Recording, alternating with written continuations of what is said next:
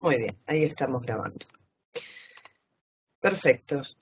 Primero, saludos para todos. Ahí las veo a Celia, a Romina. Ale y Valen no tienen cámara.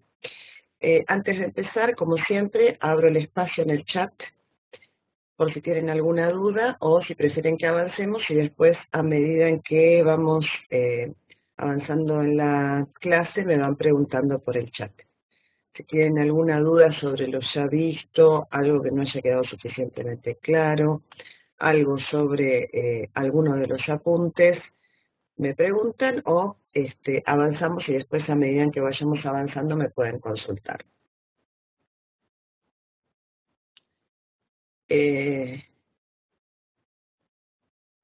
Muy bien, ahí tiene una, Romina me pregunta, por si no se ve en la grabación, a veces después me fijé que estaba un poco chiquito lo que van escribiendo, así que lo leo para que quede grabado para todos. Me dice, respecto a los temas que entran en el parcial y sobre el cuento que elegimos, si es para el parcial o para el final. Muy bien. Los temas son todos los que están en los módulos. Lo que lleguemos cronológicamente hasta el momento del parcial, calculo que van a ser los 4 módulos.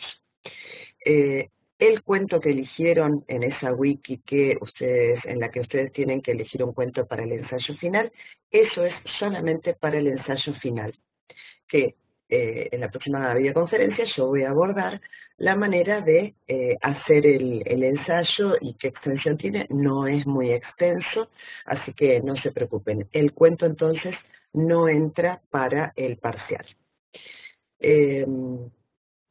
Fíjense si eso está claro. Y de paso voy a mostrar para los que les había costado, bien, compartir mi pantalla. Voy a compartir un segundito mi pantalla, que es donde tengo abierta la plataforma de literatura 2. Literatura 1. Bien, ahí está.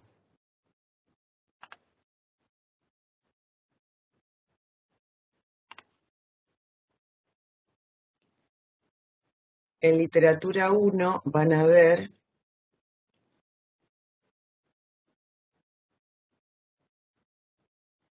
que puse una wiki nueva, que después voy a explicar de qué se trata. Es una actividad de realización opcional, no es obligatorio que la hagan, pero para ver el funcionamiento de la wiki, ustedes hacen clic en la wiki, se les abre una pantalla, acá no pueden escribir, ven que no me hace nada el cursor, pero después de la explicación hay una serie de solapas en editar, ustedes hacen clic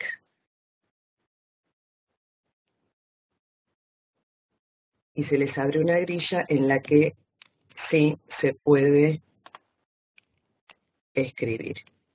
Esta es una wiki de realización opcional, es para aplicar lo que vamos a ver hoy.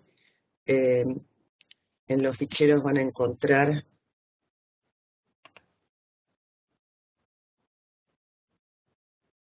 unas guías que yo puse para hacer un análisis muy somero de los cuentos, y acá está toda la explicación de la actividad. No es obligatoria, pero puede servir para empezar a acercarse, aproximarse. Siempre hablamos de aproximación al análisis literario porque sería demasiado pretencioso decir que vamos a poder analizar un cuento de manera cabal y completa. Creo que eso no existe, ¿no? Es utópico. Así que es una aproximación muy somera a los conceptos. Eso lo quería dejar asentado en la grabación porque sé que a algunos les estaba costando el tema de cómo ingresar a la wiki y cómo dejar registrado. Muy bien. Voy a detener la compartición. Primero voy a ir a examen parcial. Detengo la compartición. Bien. Voy justamente a tema examen parcial, cambios en la modalidad. Van a ver que hay una consulta en la plataforma que se llama examen parcial, porque lo vamos a hacer de manera interactiva, en un lapso acotado de 2 horas, en un intento. y en un solo momento para que estén todos conectados en el mismo momento. Pero necesito consensuar fecha y hora. Una vez que la mayoría vote por una de las fechas y horarios que están disponibles en esta consulta, dejamos esa fecha y todos se tienen que ajustar a esa fecha. Use fechas lo más variadas posibles dentro de lo que era la fecha aproximativa que teníamos en el cronograma, el viernes a la mañana, el viernes a la noche, el viernes más tarde, el sábado a la mañana, el sábado casi mediodía, el sábado a la tarde y opción, no sé, domingo de 10 a 12, no es lo más cómodo por la dinámica familiar de cada casa, pero bueno, si todos votan esa, yo lo dispongo el parcial que sea en esa fecha de horario y ustedes lo responden en ese momento. Me parece que es lo más acotado. Ustedes, por supuesto, tienen que leer todo como saben que tienen que hacer para cualquier parcial, disponen de todo a su alcance para recibir, por supuesto, los resúmenes, el cuadernillo, las lecturas obligatorias. Así que me parece que hemos practicado bastante con las ejercitaciones interactivas. La diferencia va a ser que el examen parcial es de resolución obligatoria. Muy bien. ¿Estamos hasta ahí? Mándenme un ok, a ver si alguien más se conectó. Alejandra, Valentina, Carla, muy bien. Ale me dice ok, muy bien. Celia y Romina, muy bien.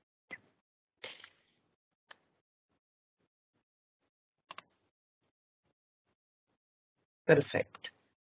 De esta manera estamos todos conectados en el mismo momento, es una cosa más bien equilibrada para resolver y evitamos algo que se da de manera bastante alarmante, hemos notado en el instituto acerca de los trabajos que se entregan, que es el tema del plagio y la copia indiscriminada de Internet, así que con esto por lo menos lo acotamos un poco. Muy bien, vamos a nuestra clase del día. Objetivo de la clase. Vamos a tratar yo siempre trato en estas videoconferencias porque la verdad que lo teórico ya lo tienen, después de lo teórico están los resúmenes que yo les preparo, que es lo que yo relevaría en el caso de que nos viéramos todas las semanas. Y si no si no queda del todo claro, también tienen el tema de consultar por el foro, por el mensaje privado o por el mail. Así que yo infiero que más o menos lo que es teórico está básicamente comprendido. Entonces, la idea de la videoconferencia no es volver y explicar lo que ustedes ya leyeron, lo que expliqué en el resumen, lo que aclaré en los foros, sino tratar de acercar a un ejemplo práctico los aspectos teóricos que vimos hasta el momento y empezar a hablar del análisis literario, que está muy bien desarrollado en las últimas páginas del cuadernillo, con el fin de que ustedes, los estudiantes, vayan incorporando herramientas y más que herramientas, maneras de mirar el texto literario desde una perspectiva que no sea ingenua, sino ya desde el experto, ¿no? Desde que ustedes son estudiantes de una carrera relacionada con lo lingüístico, así que mi idea es que aborden los textos desde una mirada un poco más teórica. Así que por eso les había dicho que tengan releído El almohadón de plumas, que no lo tienen releído, es un clásico escolar, yo lo tengo ahora y lo vamos a compartir. Y para que tengan una idea, vamos a aplicar lo que vimos de género narrativo, de la especie del cuento literario, diferencias con el cuento popular, las poéticas, la distinción de las formas narrativas breves, eso es lo que vimos hasta el momento, lo que leímos en el cuadernillo hasta el momento, y después vamos a avanzar con el análisis literario propiamente dicho. Esto es muy importante que recuerden esto que está en amarillo. Puse páginas 103, 104 porque a veces varía levemente acerca de la edición que tengan. Hay una guía metodológica de análisis de cuentos, es importante consultarla y tenerla presente.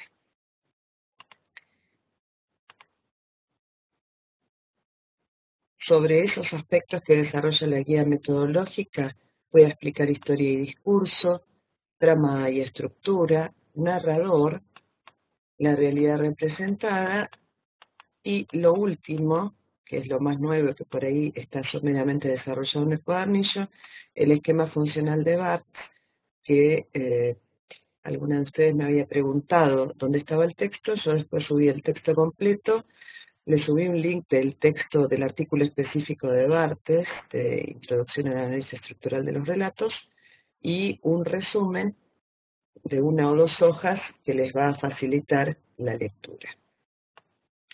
Muy bien, esto lo puedo adjuntar, así que después se los voy a enviar esta guía. Por ahora vayan mirándola de la pantalla.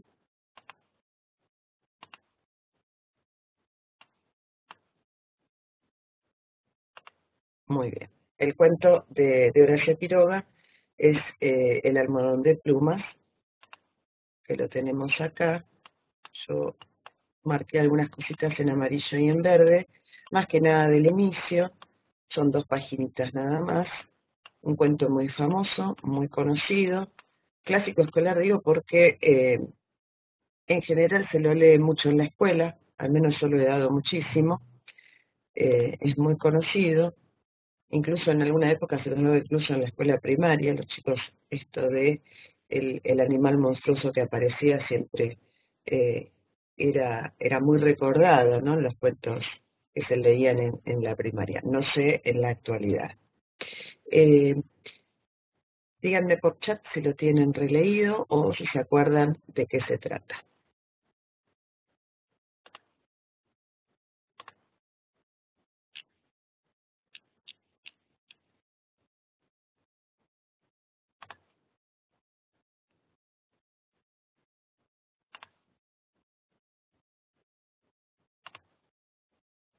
Perfecto, perfecto, muy bien. No hay problema con los detalles. Carla, eh, fíjate que estás mandando el mensaje en privado para mí. Acá te estoy mostrando en la pantalla una flecha roja en una captura de pantalla. Hay una solapita. Carla tiene que decir a todos y no a la tutora o en privado. Ahí está, perfecto. Bueno, sirvió esto de la captura de pantalla. Muy bien, buenísimo. Vamos con el texto. Lo primero que vamos a aplicar es género narrativo, características y la especie dentro del género narrativo, cuento literario. Así que primero el género justamente es narrativo porque está escrito en prosa. ¿Qué es la prosa? Son todos párrafos, de, digamos, no se divide en versos. Molière decía, prosa es todo lo que no está escrito en verso. Así que por la contraria también podemos decir, no son los párrafos que desarrollan hechos, y esos hechos están en un tiempo y en un lugar. Acá no podemos por ahí en el cuento en cuestión hablar de un lugar geográfico, pero sí en los límites de lo que es una casa muy especial. Me dice Teresa que no se puede conectar. Ah, mm, bueno, interrumpimos un poquito. A ver si había una manera. Sí, o que intente con una conexión, eh, ¿cómo se llama? Conexión transitoria, creo que se llama, del programa. Ok, ¿las demás me ven?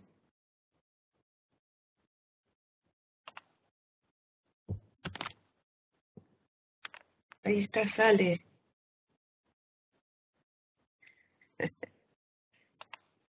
Había una manera de enviar, no me acuerdo cómo, enviar, invitar, ahí está, copiar URL. Les voy a copiar la URL a ver si alguna se la puede enviar. Ese es el sitio para ingresar directamente, a ver si puede de esa manera. Bueno, ojalá que pueda conectarse. Perfecto, estábamos en el género. Se trata del género narrativo, entonces hablábamos de que está desarrollado en párrafos, desarrolla los párrafos hechos en un lugar y tiempo determinados. No hablamos a todo un lugar geográfico determinado porque no da ningún dato, ninguna información, pero sí en una casa que tiene características muy especiales y eso está desarrollado al inicio.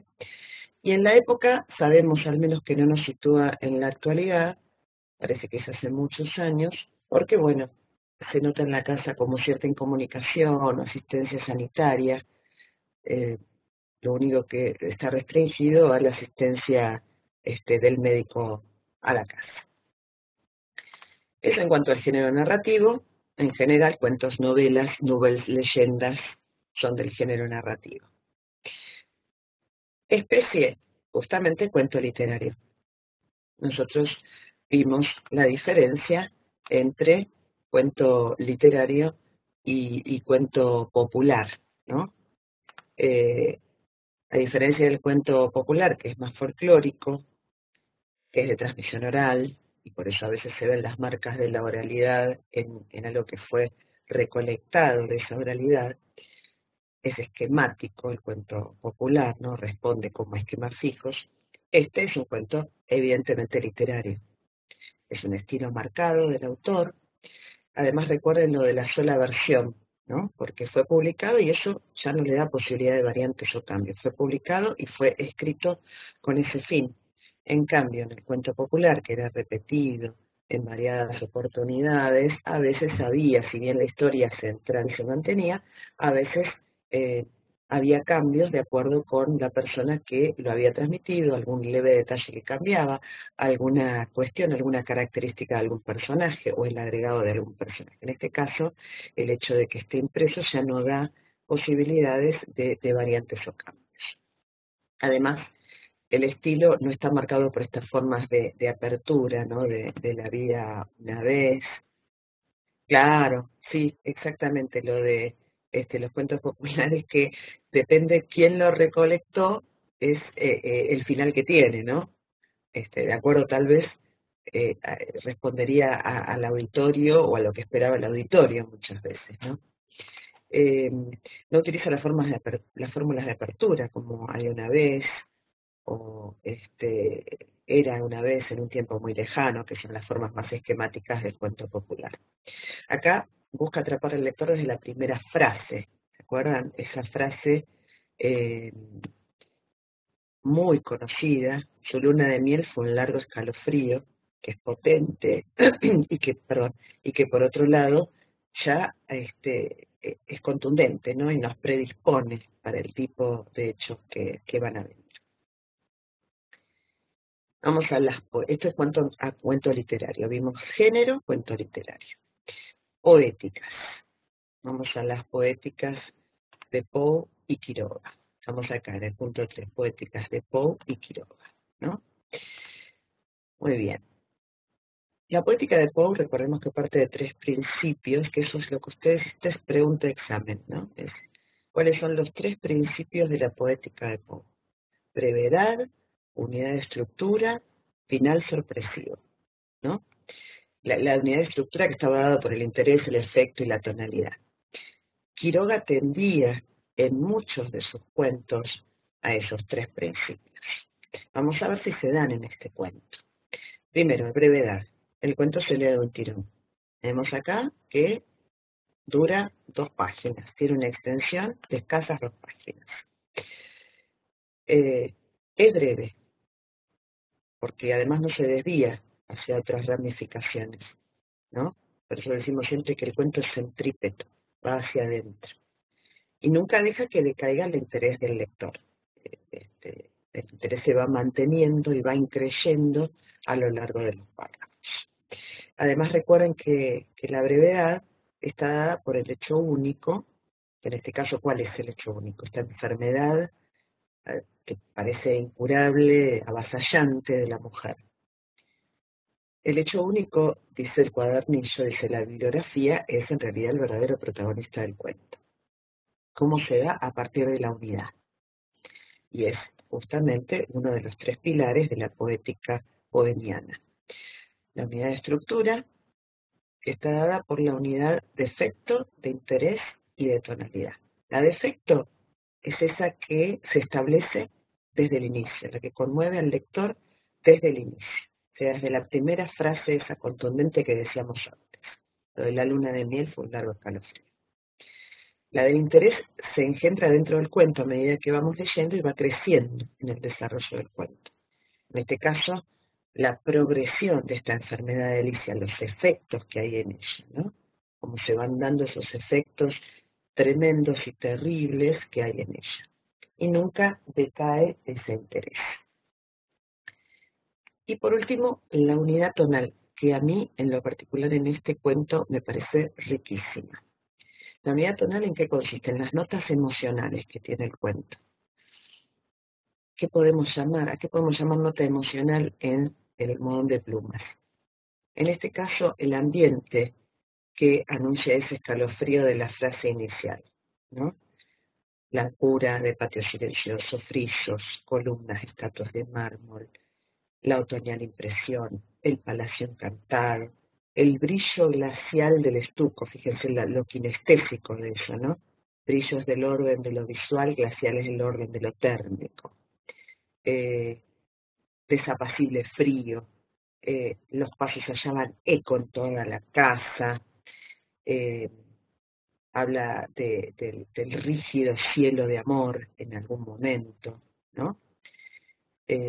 La visita del médico, la anemia, las visiones de Alicia, todo eso da la idea de esa atmósfera, ¿no? De esa unidad tonal que tiene el cuento de estremecimiento, ¿no? De alguna manera vemos cómo el cuerpo de Alicia va registrando todo esto que es parte del ambiente en el que están ocurriendo los hechos. El último pilar es el final sorpresivo. Se da con la identificación de la causa de la enfermedad de Alicia, el bicho repulsivo que está entre las plumas. Incluso hay como un cambio de tiempo verbal, ¿no? Que se redacta, si mal no recuerdo, en presente, ese final sorpresivo, ¿no? Cuando dice, llegan a adquirir en ciertas condiciones proporciones enormes, acá, la sangre humana parece serles particularmente favorable y no es raro, ¿no? Es decir, todo hasta acá venía contándose en pretérito perfecto simple, como tiempo base, pero acá salta al presente para ser como una máxima, como una regla general acerca de la existencia de estos bichos, lo que crea también una inquietud más dentro del lector. Esto en cuanto a la poética poética. Veamos la de Quiroga. Quiroga, que dice en su decálogo: mucha importancia a las frases de inicio y del final. Si se acuerdan, en la máxima 5 dice que en un cuento bien logrado las tres primeras líneas tienen casi la misma importancia de las tres últimas, que crean una sugestión especial en el lector, porque la sugestión es uno de los pilares en Quiroga, ¿no? Ya su luna de miel fue un largo escalofrío, y después el carácter duro de su marido heló sus soñadas niñerías de noble. Escalofrío y heló, en 2 renglones, ¿no?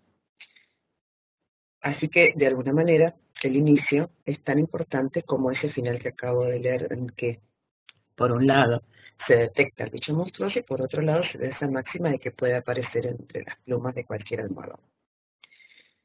Quiroga también habla acerca de una narración condensada, intensa, que no se distraen, adornos. ¿Y esto cómo se da? Y esto es muy importante incluso para cuando ustedes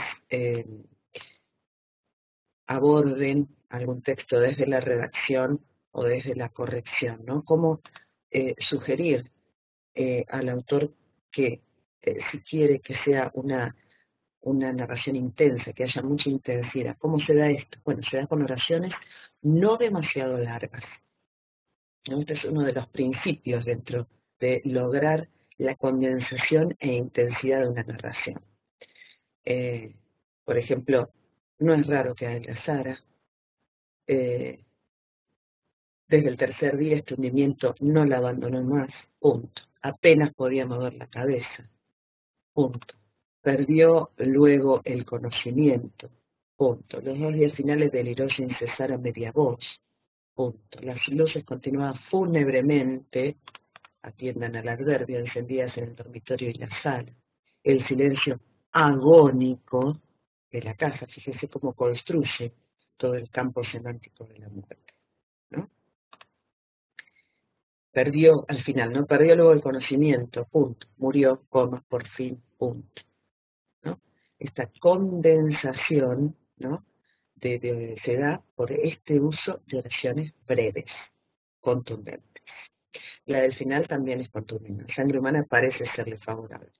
No es raro hallarlos en los almohadones con este uso de Así que desde ese lugar es muy interesante ver cómo se da la poética de Quiroga, ¿no? La intensidad, recuerden el final, la frase del final tan importante como la frase del inicio. Desde el inicio ya sabemos, debemos saber, dice como escritor, ¿no? Cuál es la frase del final, es decir, hacia dónde va, y todo tiene que estar enfocado hacia ese final. Y por otro lado, cómo lograr esa condensación e intensidad, y por medio de estas oraciones. Muy bien.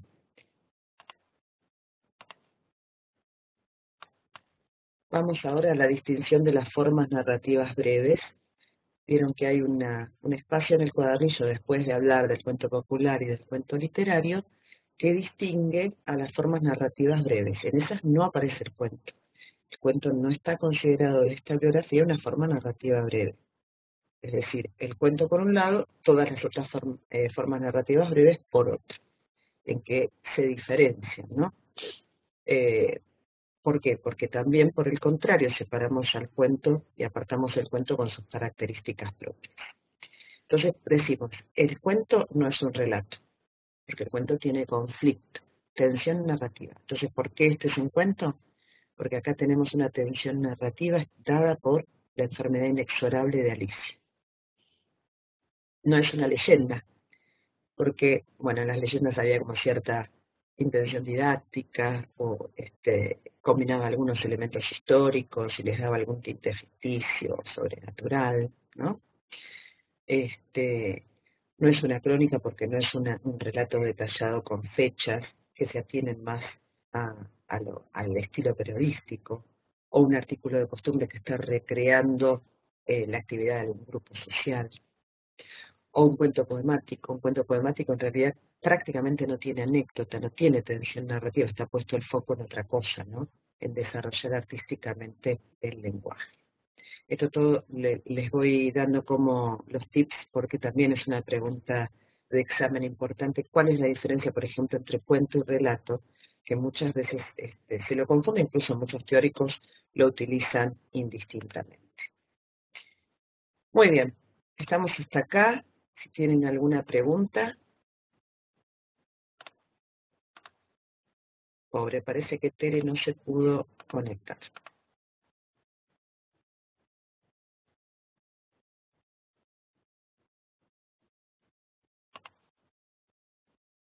¿Alguna pregunta, Romy? Además de no tener conflicto. Este tiene conflicto. Este es un cuento porque tiene conflicto. El conflicto es justamente que no se puede curar. Es una enfermedad avasallante que pese a los intentos no se puede. Ahí está el conflicto. No puede curarse, ¿no? Es breve, tiene un narrador. Ah, perfecto. La única diferencia entre cuento y relato es que el relato no tiene conflicto. No tiene tensión narrativa, no está puesto el foco en eso. Fíjate que hay incluso en el cuadernillo de lectura un par de ejemplos, si mal no recuerdo. Lluvia en la huerta, de Juan Burgui, El valor de una sonrisa. Si los lees, te vas a dar cuenta que son como especies. Primero narrativas, ¿por qué? Porque están escritas en prosa, ¿sí? Pero después, si vos lo lees, vas a ver que no hay en ese desarrollo ninguna tensión interna de algo que deba resolverse hacia el final o hacia el desenlace. Es como una cosa mucho más lineal. Muy bien, diferencia entre fábula y leyenda. La fábula en general tiene una moraleja y a veces los personajes, muchas veces los personajes, tienen que ver con animales que a través de lo que van haciendo van demostrando algún proceder correcto e incorrecto. Entonces, de esa manera están como muy tipificados los personajes de la fábula para confluir hacia la moraleja o enseñanza final.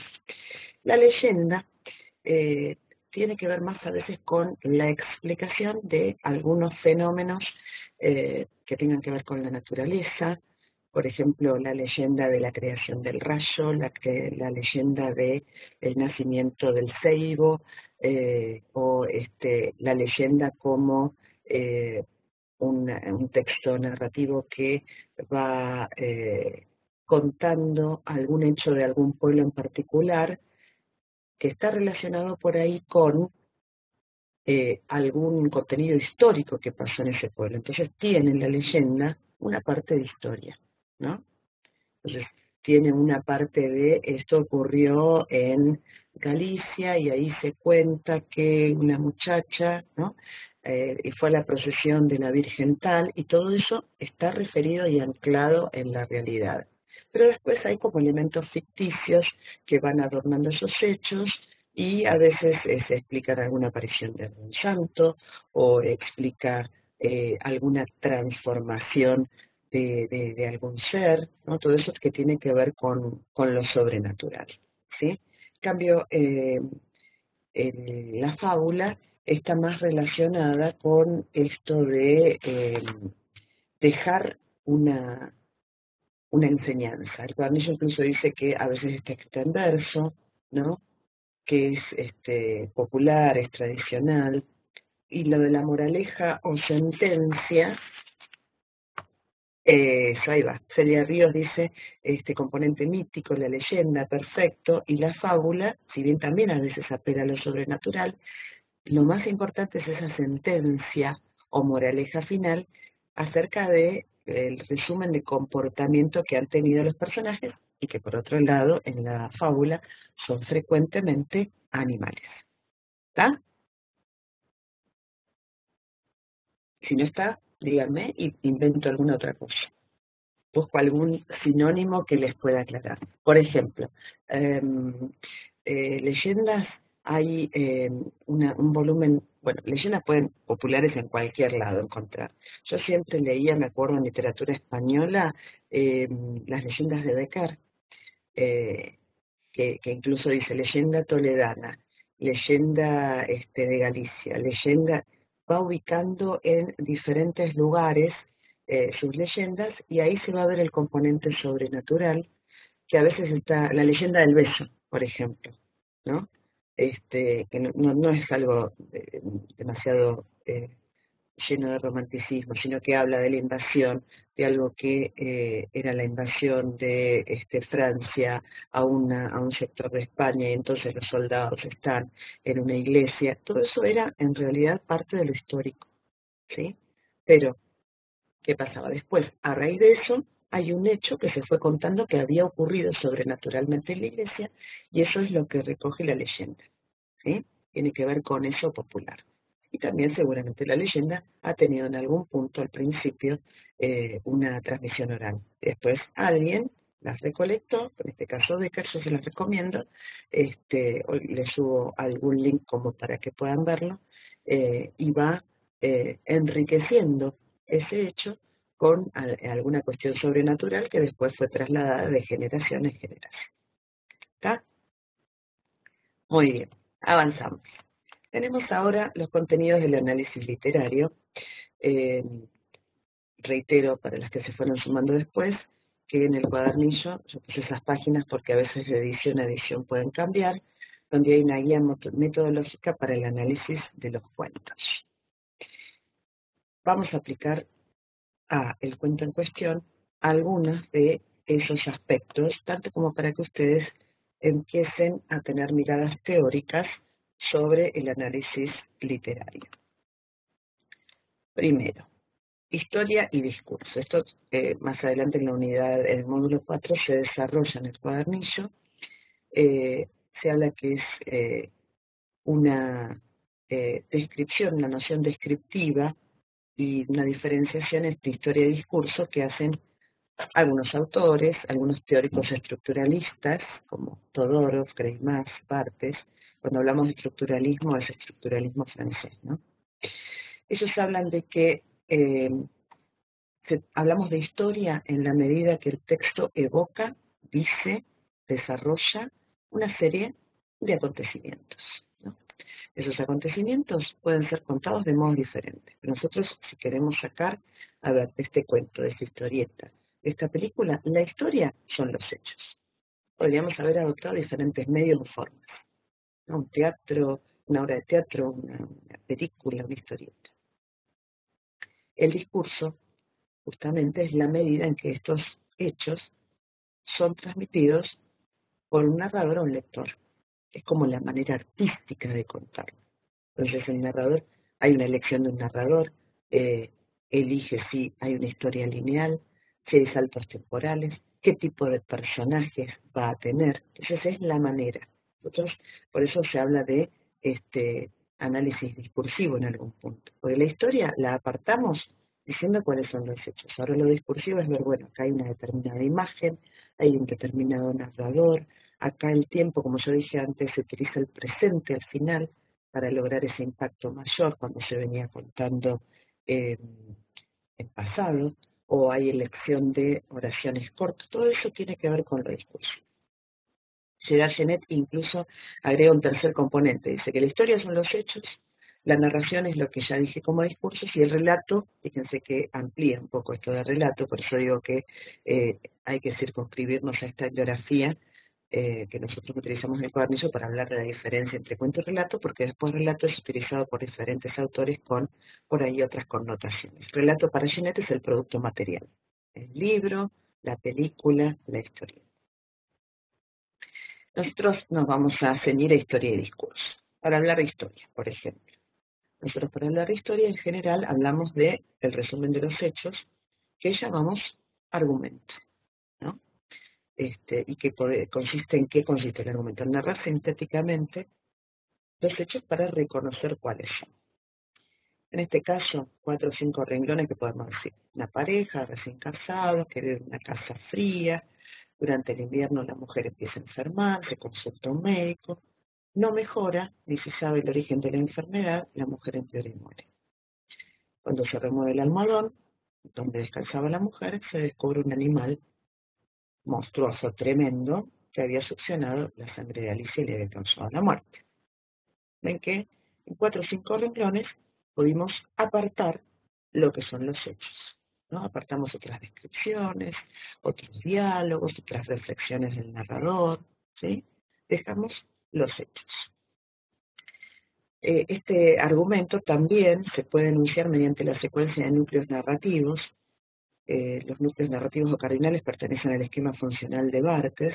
Está el resumen en la plataforma, recuerden, en la bibliografía adicional obligatoria, y que se recomienda que se elaboren con oraciones unimembres iniciadas con un sustantivo abstracto, ¿no? Entonces, tenemos, si yo enunciar el argumento con los núcleos: frialdad en comunicación en una pareja recién casados, enfermedad inexplicable de Alicia, decaimiento creciente y muerte final de Alicia, descubrimiento del animal monstruoso que fue la causa de su muerte.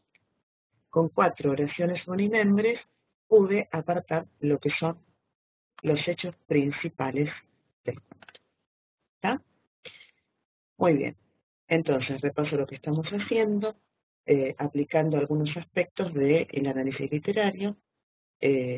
Primero lo que tiene que ver con la historia y discurso. También tenemos lo que tiene que ver con la secuencia narrativa, estos hechos principales que se pueden hablar 3 o 4. Y ahora vamos a lo que es la trama. Por trama entendemos estructura. La clásica de división tentativa es la de introducción, nudo y desenlace. Y el nudo incluye el conflicto y el clima. ¿Sí? Reitero que es una división tentativa porque a veces las partes están muy apretadas, es toda una unidad. La intención de la segmentación es a los fines del análisis.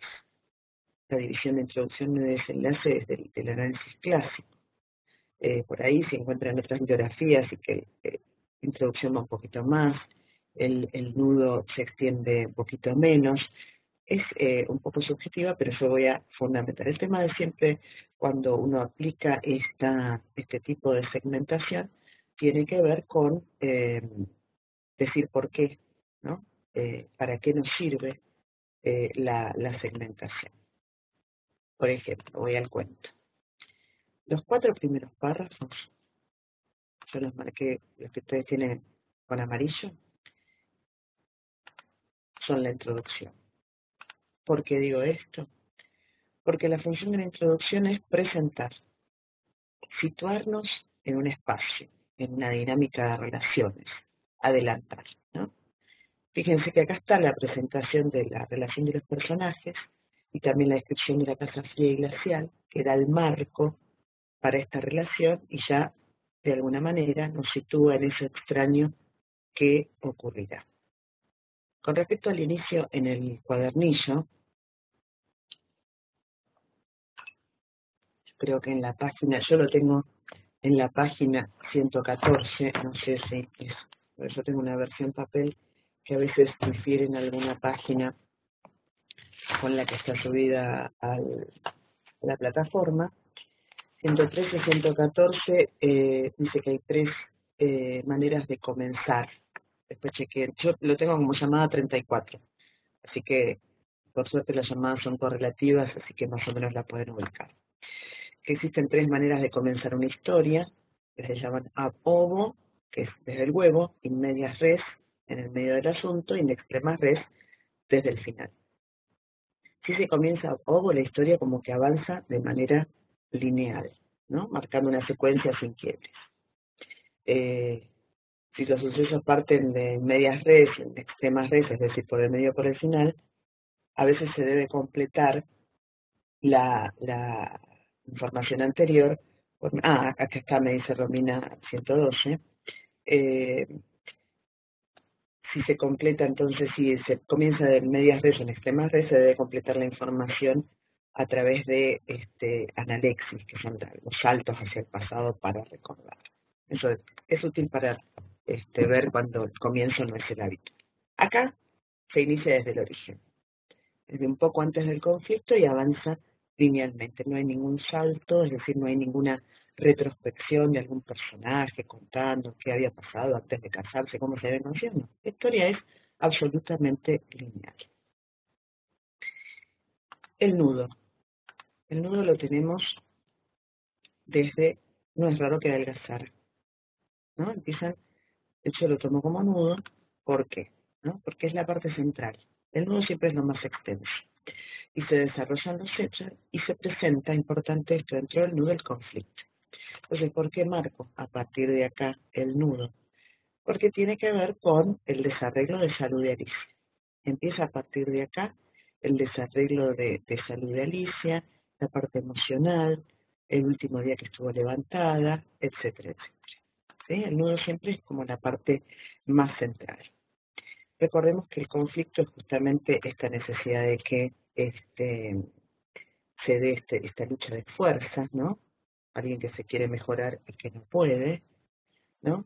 Y el conflicto tiene su mayor intensidad emocional con el clímax. El clímax entonces es el grado de mayor intensidad emocional.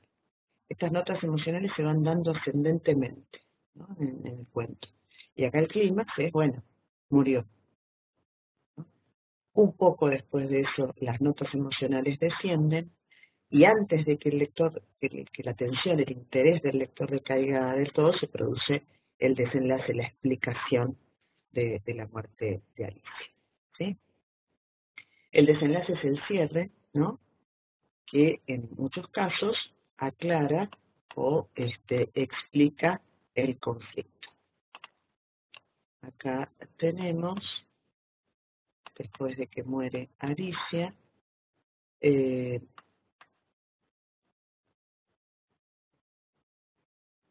acá está, murió por fin la sirvienta que entró, estoy arriba de toda la página, que después de hacer la cama sola ya miró un rato extrañada. En el almohadón, dice la sirvienta, hay manchas que parecen de sangre.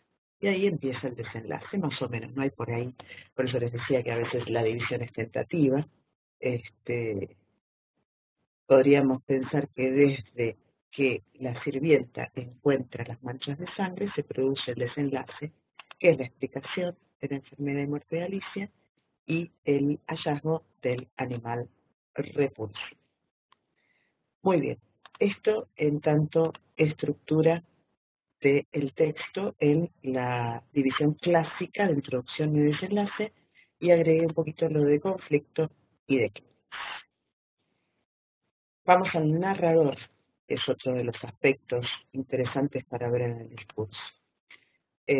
Como ya les decía, hay un cuadrito de narradores básicos en el bloque de bibliografía adicional obligatoria, externo e interno, el interno es en primera persona, el externo en tercera, y 2 puntos de vista de cada uno de ellos. ¿Por qué digo que es el básico?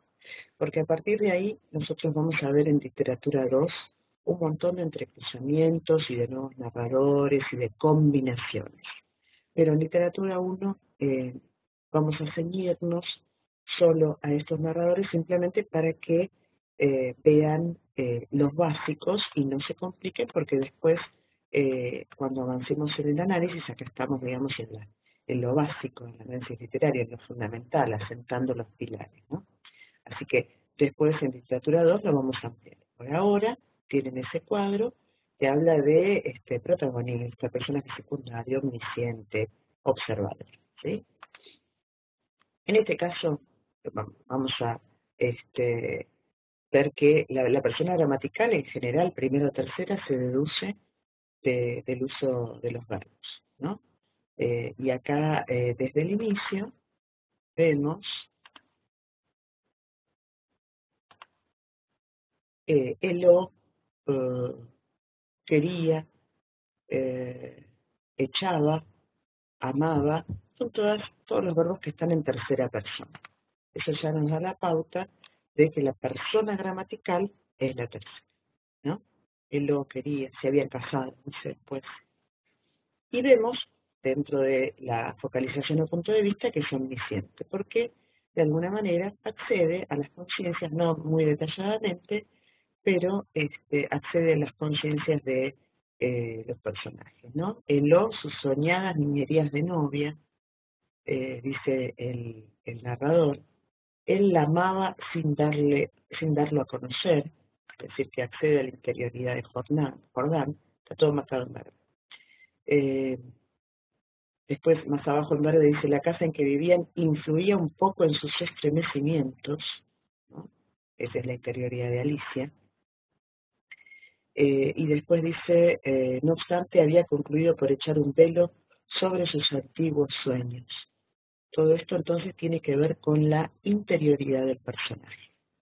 Así que por eso elijo la opción de omnisciente. Vamos a dejar el resto de las ampliaciones o entrecruzamientos de los narradores para literatura 2, pero es importante que para literatura 1 sepan la clasificación de primera a tercera y cuáles son los puntos de vista de cada uno de estos narradores. Muy bien, vamos a la realidad. La realidad representada, para seguir un orden, ¿no? Referencia temporal, referencia espacial y, por supuesto, los personajes. Chicas, mientras tomo agua, ¿alguna duda? ¿Algo para preguntar?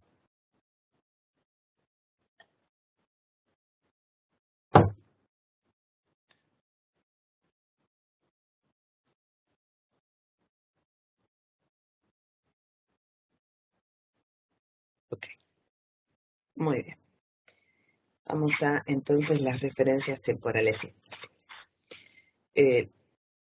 ¿A qué se refieren los contenidos temporales y espaciales? Los hechos están presentados con un marco.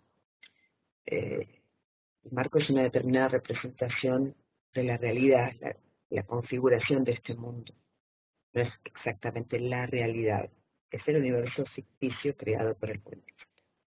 Entonces, las referencias temporales. Acá podemos ver que no hay por ahí menciones demasiado puntuales acerca de la época, ¿no?, que transcurre la acción, tal vez porque no es importante. En otros, por ahí que hay un cuento de Borges, por ejemplo, que empieza El milagro secreto diciendo exactamente la fecha, exactamente el lugar, porque eso es importante para lo que después va a ocurrir en el cuento. En este caso no es muy importante, evidentemente, situarnos en una época determinada. Pero sí podemos hablar de los tiempos dentro del cuento. Cuando transcurre cronológicamente, ese es el tiempo objetivo, perdón, y el subjetivo, que tiene que ver con la percepción de los personajes del tiempo. Acá podemos apuntar que se señala especialmente la época del año. Eso es importante, eso sí es importante.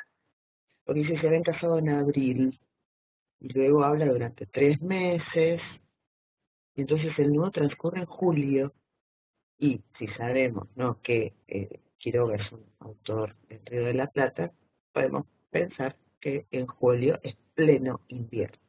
Esto en cuanto al objetivo. Ahora, lo subjetivo de eso, ¿qué es? Es que esa idea del invierno intensifica la frialdad de la relación. La casa como mausoleo, blanca, silenciosa, gélida, fría. Todo es conocido. Y esto nos lleva al próximo punto, que es el de la referencia espacial. Así que lo vemos después. Otra cuestión subjetiva del cuento son los recuerdos, las ideas hacia atrás, analepsis, o hacia adelante, prolepsis. Acá estos retardos no ocurren. Solo se cuentan los meses de la convivencia inicial de la pareja, la llegada del invierno, y después hay una referencia, dicen 5 días, el animal vació a Alicia. Porque, como ya dijimos, la acción avanza linealmente. Bueno, decía acerca de la referencia espacial. Justamente la casa, aspecto otoñal, el estuco es Lacan, ¿no? El silencio, los pasos como ecos, da todo el marco espacial en el que transcurren los hechos, ¿no?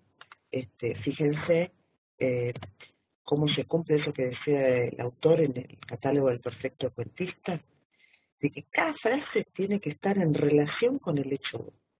Debe sugerir, debe dar sugestión y estar en función de sus hechos.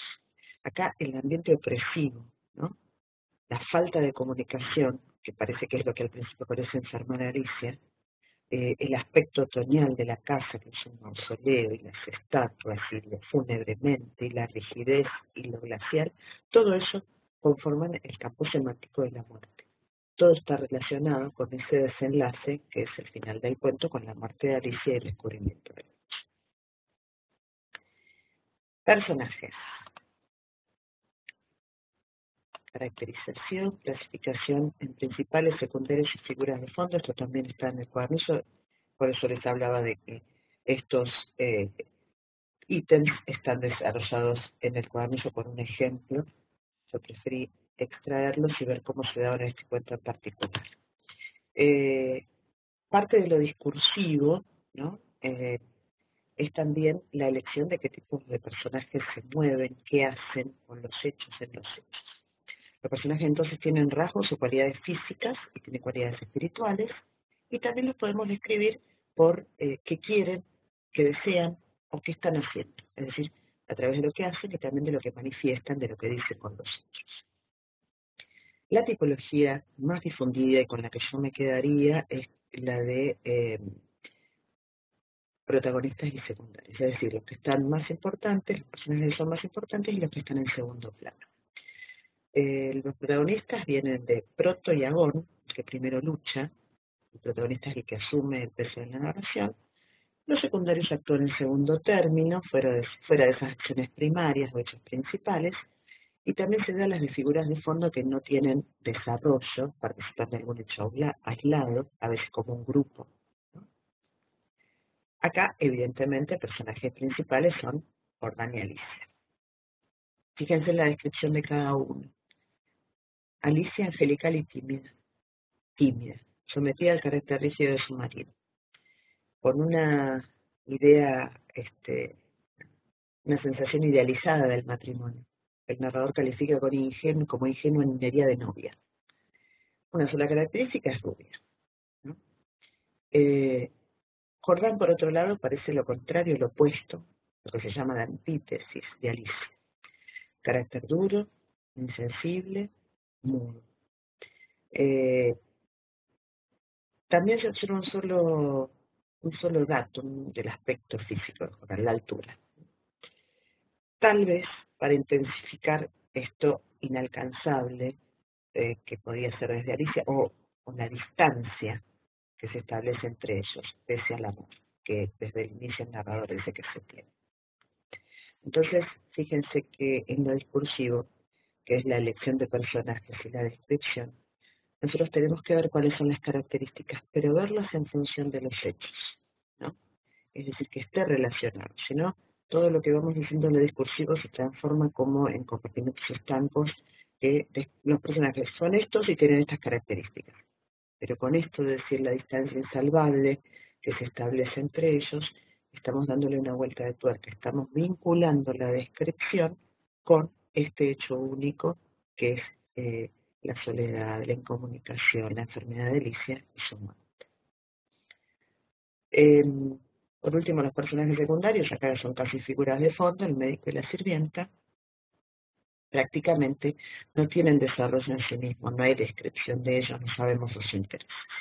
A lo sumo la sirvienta está un poquito más porque es la que tiene incidencia en el desenlace. Muy bien. Valores estéticos. ¿A qué nos referimos con valores estéticos? En el cuadernillo se habla de los valores estéticos de una obra, de un texto,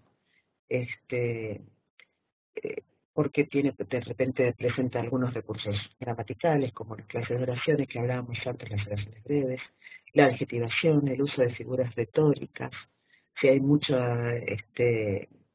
nexos coordinantes habrá polisíndeto, si no lo hay asíndeto, recursos semánticos como metáforas, imágenes sensoriales y kinestésicas, eh, recursos fonológicos, esto en general en la poesía se da, onomatopeyas, repeticiones, pero también en los cuentos, si hay predominio de oraciones exclamativas, interrogativas.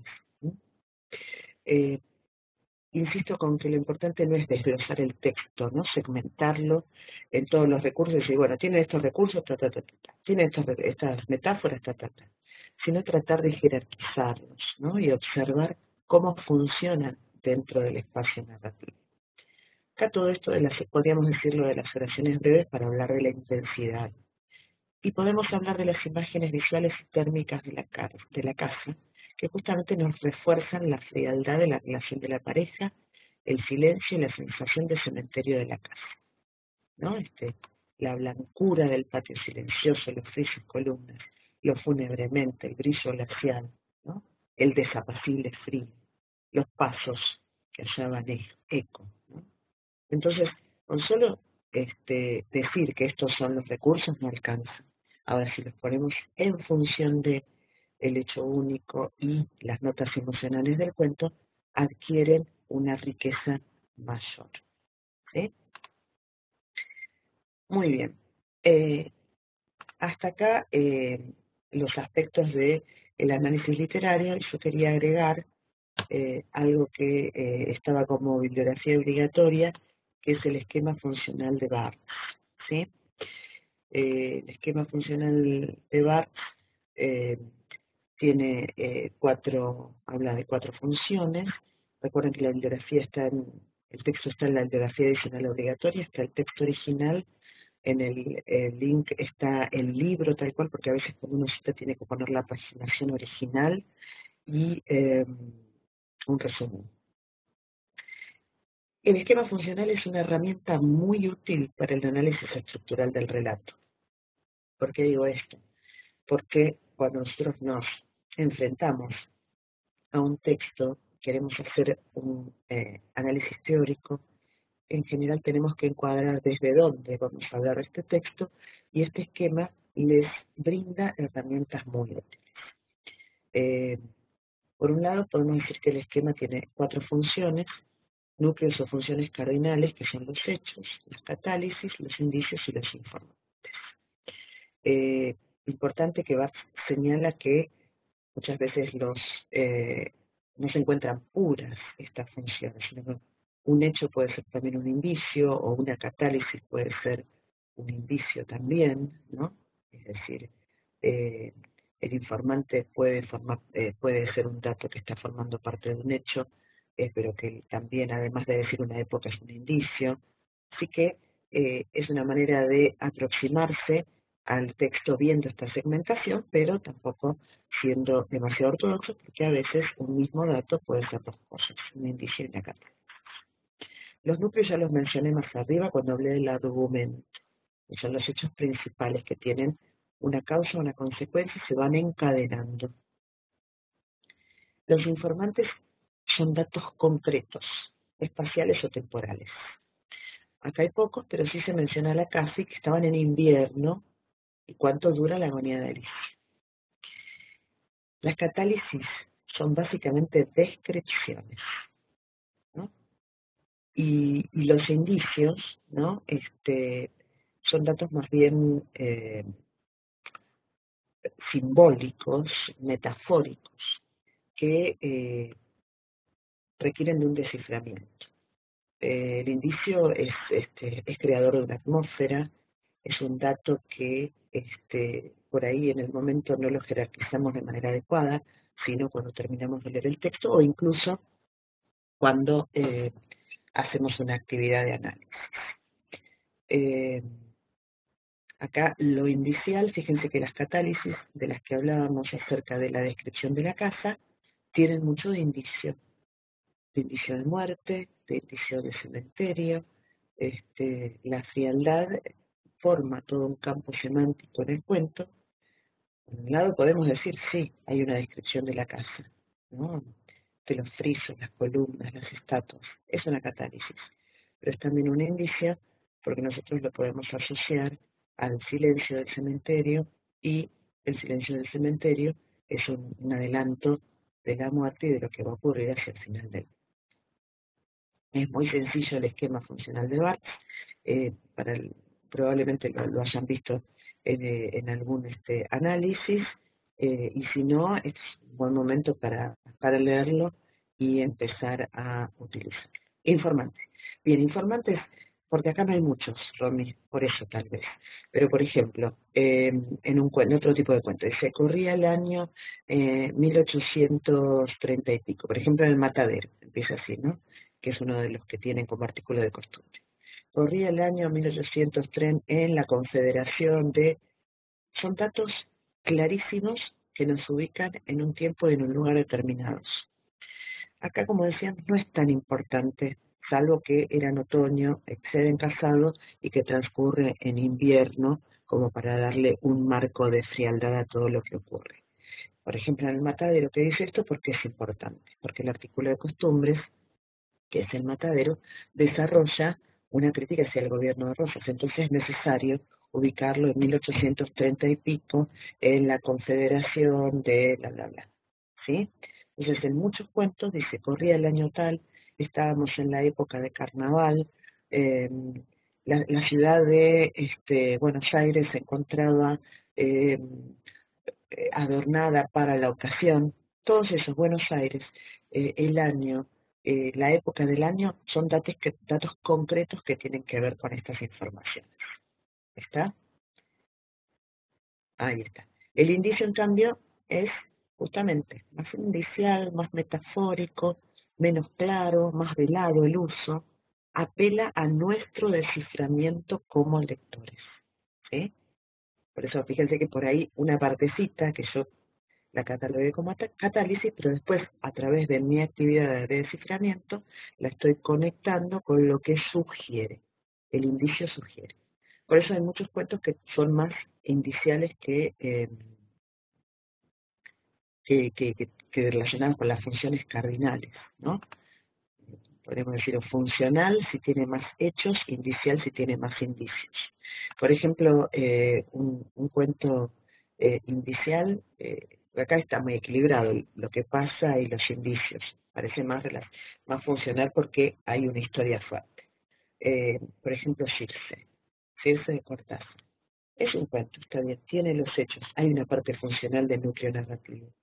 Pero hay, si lo releen, una cantidad de indicios en relación con Delia y los animales, que eso a ustedes ya les da la idea de que el cuento va por otro lado, de que la atención del lector, ¿no? Tiene que estar orientada al desciframiento de esos indicios.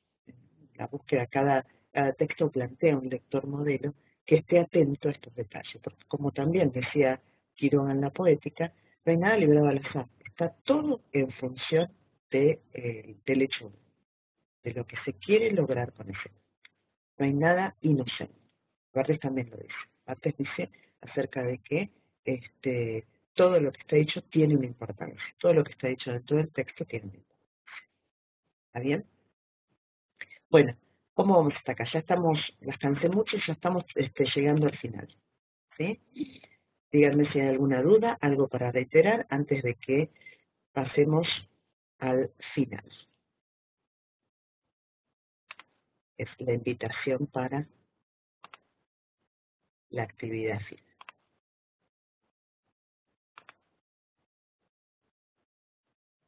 Todo bien. Ok. Chicas, ¿ven? Celia, ¿todo bien? Ale, háganme un gestito. Muy bien, perfecto. Ale, ¿tenés mucha claridad por atrás? No se ve la cara.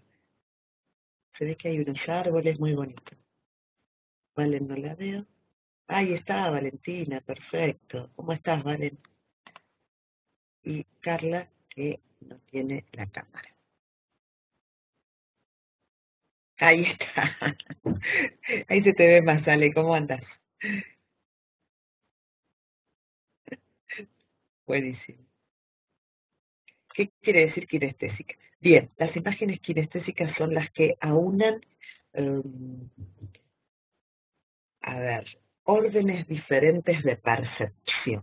Por ejemplo, si decimos, es una crema dulce y fría, ¿sí? Crema dulce y fría. Por un lado estamos diciendo dulce, ¿no? Que tiene que ver con lo gustativo, y fría, que tiene que ver con lo térmico, o música dulce. Ahí está, me salió mejor.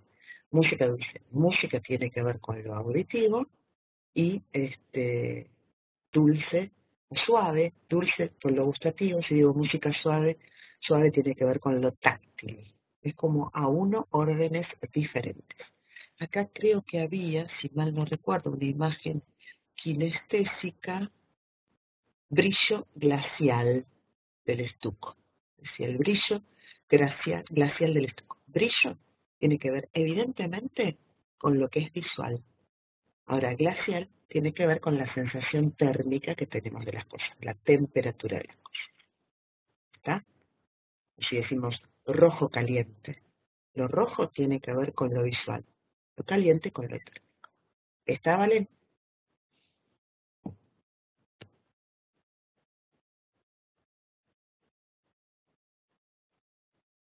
Sí, si no está claro, busco algunos otros ejemplos. Muy bien.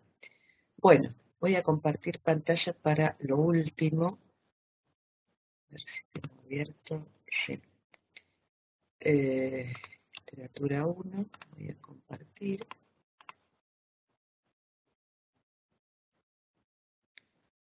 Bien, ya les hablé del examen parcial, no se olviden de votar la fecha y hora que les sea más conveniente, pero recuerden que una vez que tengamos la definitiva, tienen que ajustar su conexión a esa que salga como la fecha del parcial. Hay una wiki que está abierta desde ahora, desde la mañana, que es otra escritura colaborativa. Ya habíamos hecho una, que ahora ya la tengo de baja. Habíamos hecho una con los contarios, que muchos de ustedes colaboraron leyendo y haciendo el resumen para que les fuera menos gravoso al resto. Ahora abro otra, nuevamente de realización opcional, que el objetivo es aplicar estas cuestiones de análisis literario básico y socializar esa aproximación. ¿Por qué? Porque la publicamos dentro de este espacio, dentro del bloque de escritura colaborativa. Ingresan, así como estoy haciendo ahora, aproximación al análisis literario básico, ven la manito, se les abre la wiki donde se explica, ¿no? Eligen una sola vez cada cuento. Yo les preparé una guía para cada uno de los cuentos. Se puede hacer de a dos, se puede hacer nuevamente de a pares. No les abro wiki para que lo hagan, ustedes ya seguramente comparten algún otro espacio para escribirse. Y después, cuando ustedes me lo envíen a mi dirección de correo, yo lo viso y lo subo a la solapa ficheros. Acá tienen los cuentos, ¿no? Algunos están en las lecturas obligatorias, otros no. Por ejemplo, La gallina degollada no estaba, pero es otro clásico de Quiroga. ¿Qué otro? La noche boca arriba, no sé si estaba, de Cortázar. Puse uno de Poe, La caída de la casa Usher, y La caída de la casa Usher, que es uno de los que me encanta de Poe. Usher 2 es el de Bradbury, en relectura, en intertexto con este. Otro de Poe, El barril amontillado, ese sí estaba dentro de las lecturas obligatorias. El collar de Maupassant, aclaro de Maupassant porque está el otro, el collar de perlas de Benevi. Muy bien. Entonces, ¿cómo participan en el caso de que deseen hacerlo? Van a solapa editar. Hacen clic y se les abre la grilla en la que pueden poner su nombre y la fecha en la que eligieron. ¿Sí? Nombre del alumno o alumna, porque se puede hacer de a dos. ¿Sí? ¿Cómo acceder? Bueno, yo elegí, por ejemplo, Lejana. En la solapa ficheros están las guías. ¿Sí? Por ejemplo, yo elijo La gallina degollada. Hago clic, el texto baja y les abre la guía. Son 9 puntos en el que tomo este como ejemplo, pero ¿se ve? ¿Se ve la guía que se abrió? ¿Sí? Pónganme en el chat porque estoy ahora en la pantalla y no veo.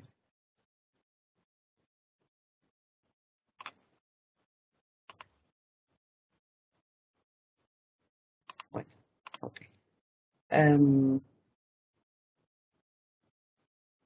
Título de autor, ya está, La gallina degollada de Horacio Quiroga.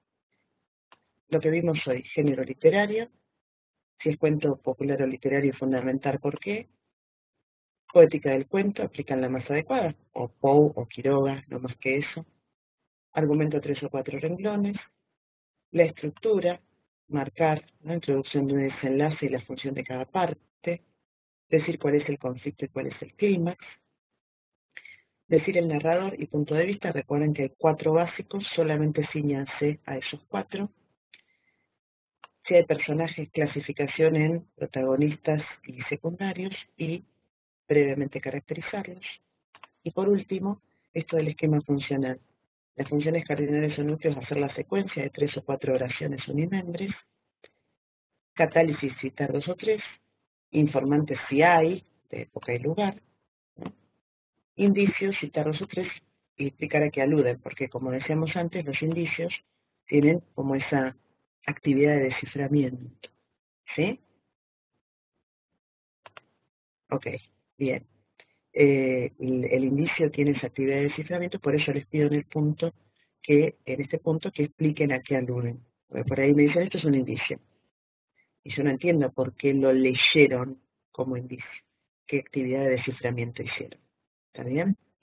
Eh, Me parece como que es un buen ejercicio. No sé cómo andarán de tiempo, por eso lo pongo como algo absolutamente opcional, tanto como para acercarse a alguno de estos cuentos y aunque sea, qué sé yo, 3 o 4 de ustedes, son un montón, la verdad, son como 40 dentro de la plataforma, no sé cuántos estarán activos realmente.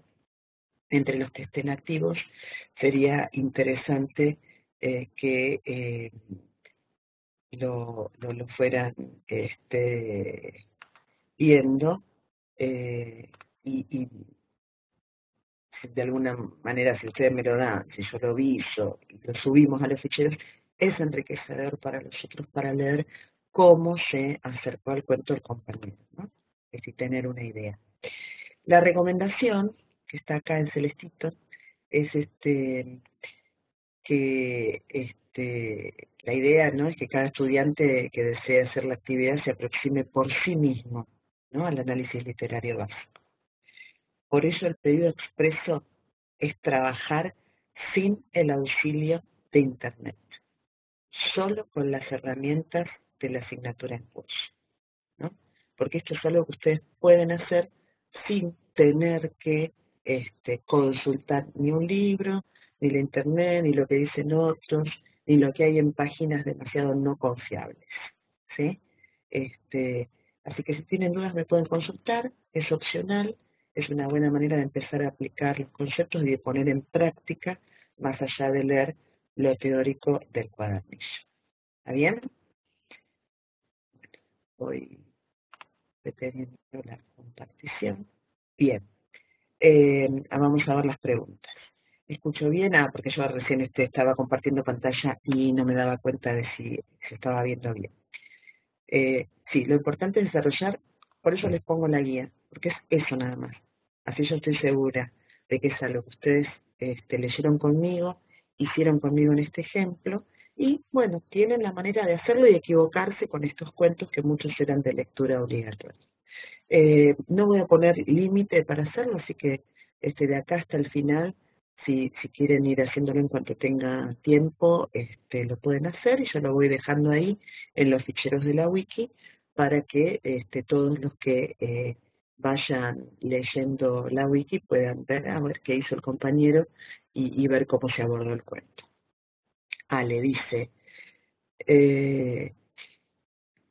vamos a tener que desarrollar los temas, ¿no? ¿Cómo fue? Mira, puede ser que ponga algún ítem de desarrollo, 1 o 2, no más.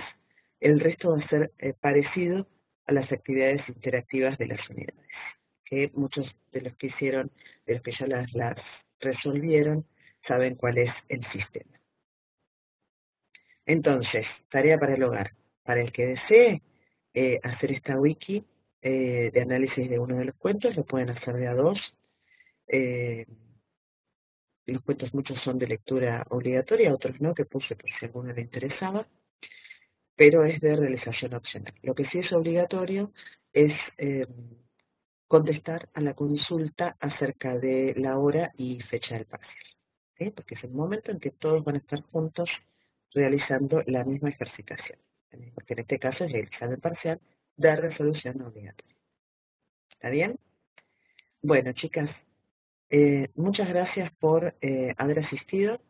Eh, Lamento que Tere no se haya podido conectar. De todas maneras, en breve va a estar la grabación de esta videoconferencia en el campus, así que pueden escucharla bien los que no han asistido. Y si surge alguna duda o alguna consulta acerca del desarrollo de la clase, del análisis, de la wiki, eh, o de la consulta, no tienen más que escribirme, saben que por foro, por la plataforma, por el mensaje privado o incluso por el mail, yo todos los días me conecto y todos los días voy respondiendo. No sé qué pasa con los mensajes del campus, ya pasé el problema, saben que eso no es injerencia mía, o sea, es del soporte técnico de la plataforma, así que espero que se solucione y todos puedan ir resolviendo la recepción de los mensajes. Sí, no lo sé si es un problema de conexión, Romy, o si tiene que ver con que realmente la plataforma tiene alguna dificultad. Hasta ahora veníamos bien, pero de repente sí, a mí también me pasa que yo entro periódicamente todos los días, 2 o 3 veces por día. Entonces, de alguna manera puedo ver si hay un mensaje nuevo, un mensaje privado, si alguien puso algo en el foro. Pero es verdad que a veces a mi mail personal tardan más en llegar. ¿Tuviste problemas con los prácticos, pero de mi materia no? Romy, ¿tuviste problemas con los prácticos de literatura o de otra materia? Ah, ok, de otra materia. Ahí bueno. Sí, ahí es más complicado porque yo sé que con otras materias promocionales, claro, necesitan sí o sí que les aparezca el link para subirlo. Bueno, bueno, Celi, me alegro mucho de que el feedback sea que tenemos buena comunicación. Es un espacio de descubrimiento, a veces trabajar a distancia porque no sé muy bien cómo recibe el otro lo que yo estoy diciendo. Hay que tener mucho cuidado con los signos de admiración y todo lo que se utiliza en las comunicaciones virtuales, así que me alegro que sea de utilidad. Voy cerrando la grabación.